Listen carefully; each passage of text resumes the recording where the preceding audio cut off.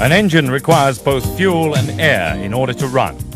The carburetor mixes the fuel and air together so that they burn easily, and then feeds this mixture to the combustion chamber of the engine. The carburetor does this by mixing the fuel with air so that it can easily be atomized. It also mixes the fuel and the air in the optimum proportions for the engine to run, and determines how much of the fuel-air mixture the engine requires in order to run.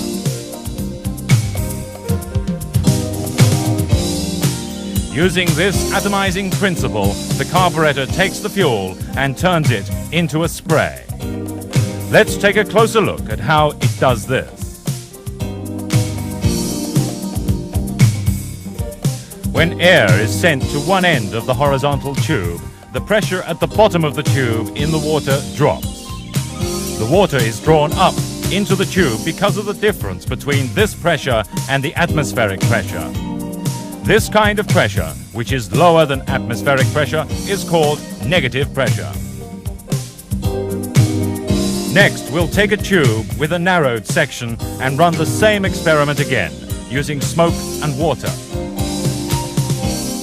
You can see here that the air flows faster at the part of the tube which is narrowed.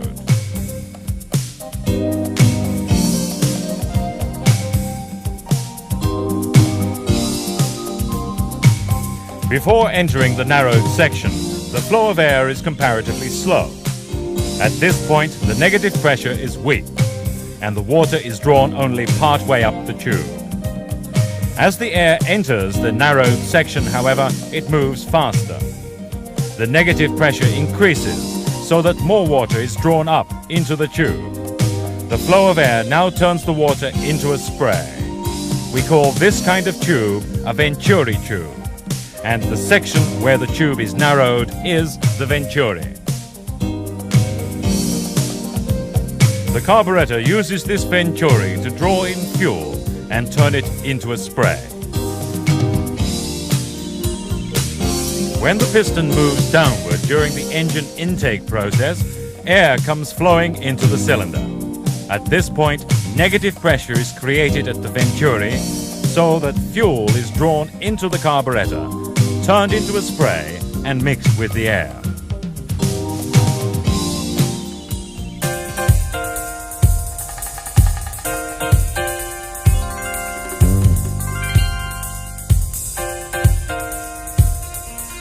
The carburetor has a very precise construction that lets it send just the right mixture of fuel and air to the engine under any driving conditions. There are various types of carburetors used in motorcycles.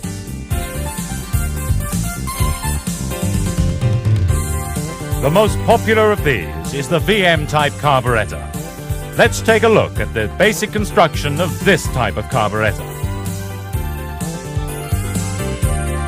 One of the main parts that make up the VM-type carburetor is the main bore, along which air flows when it is taken into the carburetor.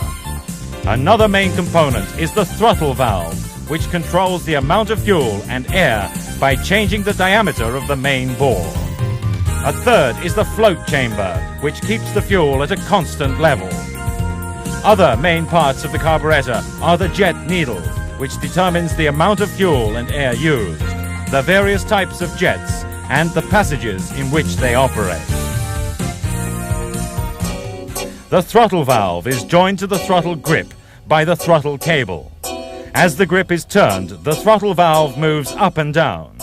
At this point, the diameter of the main bore is changed by the throttle valve, so that the Venturi goes into action.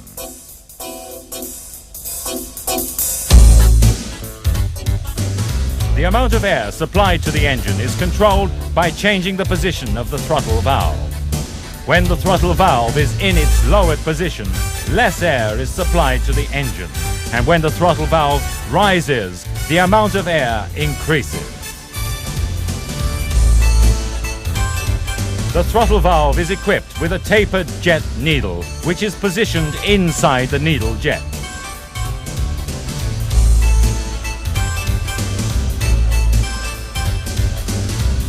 As the throttle valve moves up and down, the jet needle moves up and down with it.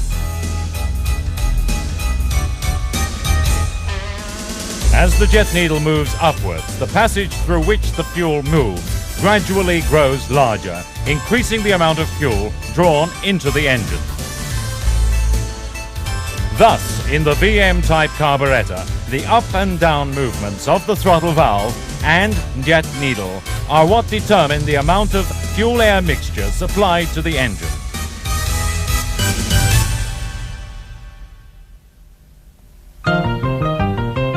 In actual driving, however, in order for the carburetor to handle a wide range of driving speeds, the passages through which fuel is delivered are divided into the starter system, the pilot system, and the main system. The system that supplies fuel-air mixture to the engine at low speed is called the pilot system. In this system, both fuel passages and air passages are provided, assuring that the fuel-air mixture can be supplied to the engine even when the throttle valve is mostly closed.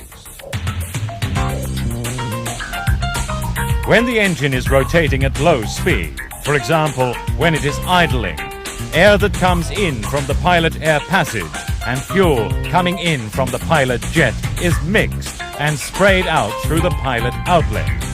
It is then mixed with air that has passed through the throttle valve, creating the right mixture for the engine at low speed.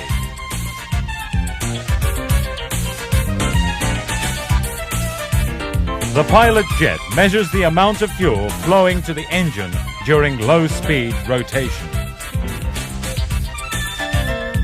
The volume of air coming in through the pilot air passage can be adjusted by the air screw. Tightening the screw narrows the passage and reduces the amount of air coming in, so that a richer air-fuel mixture is produced.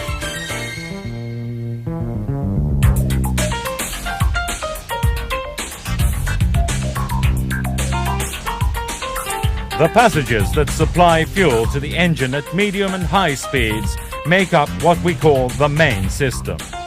The main system also has two kinds of passages, those which carry fuel and those which carry air.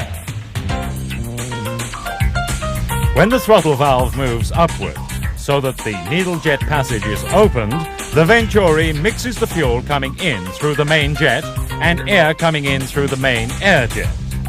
This mixture is then sprayed from the needle jet. The amount of air mixed with the spray is determined by how far the throttle valve is open. Thus, the right mixture of air and fuel is supplied to the engine.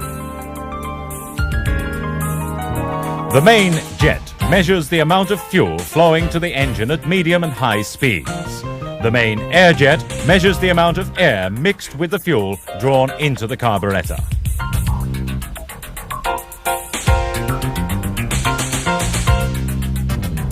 Each jet is stamped with a number indicating the size of the hole in it. A larger number indicates a larger hole diameter.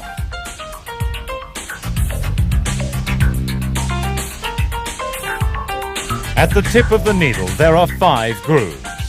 When the clip is lowered, the jet needle is pulled upwards, so that the amount of fuel dispensed from the jet needle is increased. And this produces a richer fuel-air mixture.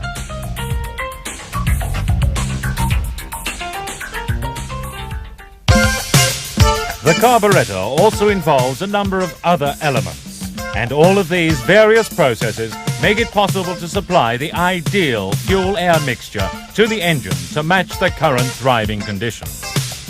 For example, air bleeders are provided in both the main system and the pilot system, at the point where the fuel and air intersect.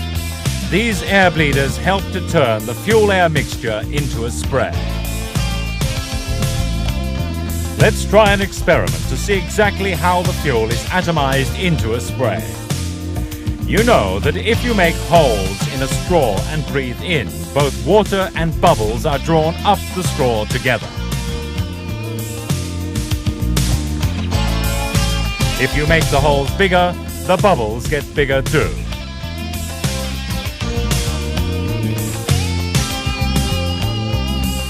Using this principle, we made several small holes in the side of the pilot jet, in the pilot system, and in the needle jet, in the main system. The air and fuel coming from the pilot air jet and the main air jet are mixed and bubbles are produced. This makes it easier to turn the mixture into a spray as it passes through the venturi. In order to supply a stable mixture of fuel and air to the engine, the float section is designed to make sure that the level of fuel that has accumulated in the carburetor remains constant. The float section consists of a float suspended on the fuel inside the float chamber and a needle valve which is joined to the float and moves together with it.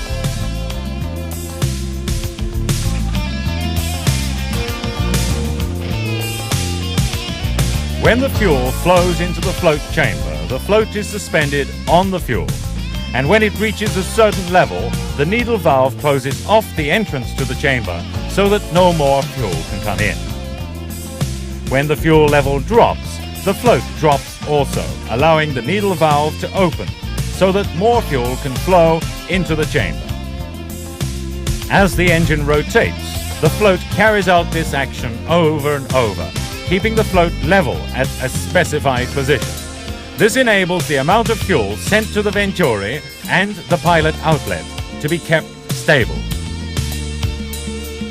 If the float level in the carburetor should happen to drop below the specified position, the volume of fuel propelled from the venturi section decreases.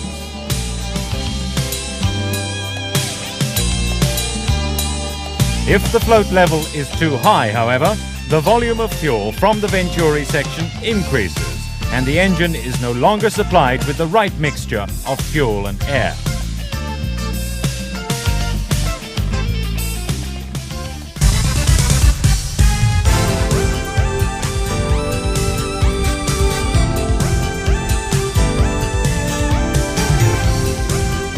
When the engine is just being started and has not yet warmed up, it needs a richer mixture with less air in it.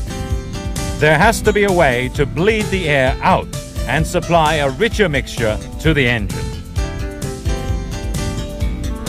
This is done by the starter operation system, which temporarily increases the amount of fuel when the engine is started and shuts off the flow of air to make the fuel-air mixture richer. The starter system also has air and fuel passages, and the starter valve is positioned at the point where these passages intersect.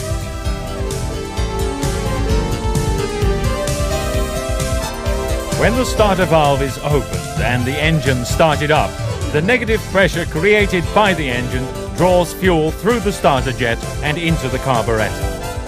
This fuel combines with that in the pilot system to supply a richer mixture to the engine.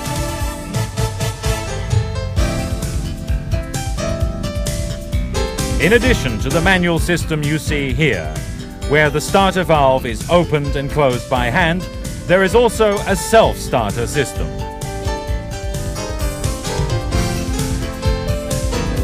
The self-starter has air and fuel passages just like those in the pilot system.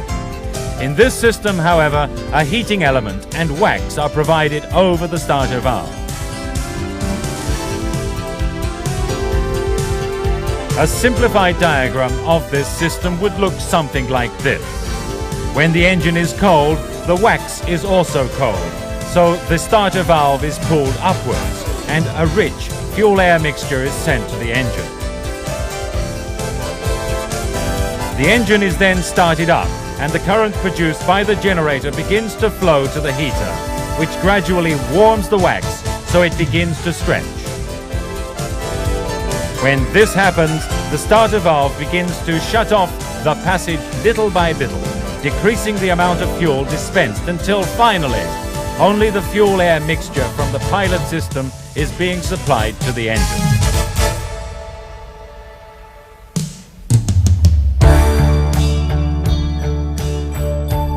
Up to this point, we have been talking about the basic construction and action of the VM-type carburetor. Next, let's look at what happens in the carburetor under actual driving conditions.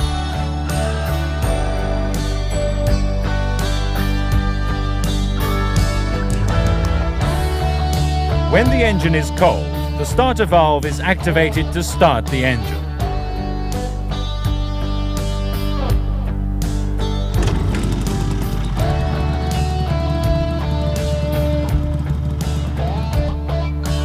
If the throttle grip is opened at this point, it actually becomes harder to start the engine. This is because opening the throttle valve sharply reduces the amount of negative pressure generated by the engine, which results in less fuel being dispensed. It also allows a larger volume of air to be taken in, causing the fuel-air mixture to be leaner. Next, let's look at what happens to the carburetor when the engine is started and warmed up and reaches the idling speed. When the engine is idling, the amount of air determined by the air screw is mixed with the volume of fuel measured by the pilot jet and passes through the pilot outlet. At this point, the mixture is turned into a spray by the air coming under the throttle valve.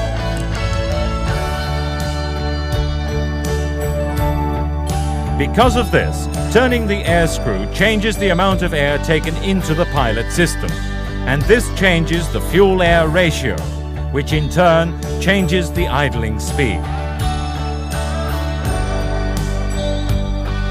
Turning the throttle stop screw, on the other hand, causes the throttle valve to move up and down, and this changes the amount of fuel-air mixture sent to the engine, thus changing the engine speed. Therefore, both of these screws are turned to adjust the idling speed so that the right mixture of air and fuel can be obtained.